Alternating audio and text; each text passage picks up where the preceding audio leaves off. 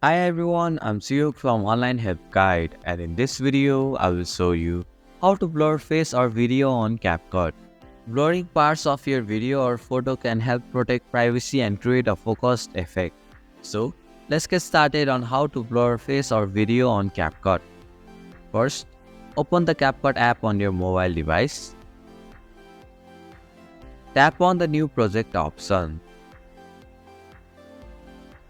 Now select a photo or video from camera roll. Then tap on the Add button from the bottom right corner. Tap on the Effects option from the bottom tab. Select Video Effects from the options provided. Use the search bar and search for the blur effect. Once you find it, tap on it. If you want to adjust the intensity of the blur, tap on the blur effect again. A slider will appear on the screen.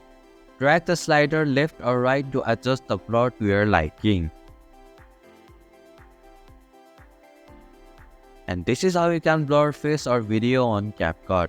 Thank you for watching Online Help Guide. Hope this video was helpful. If it was, then hit the like button and comment down if you have any questions or feedback. Also, if you are new to our channel, please subscribe and hit the bell icon so that you won't miss our upcoming videos.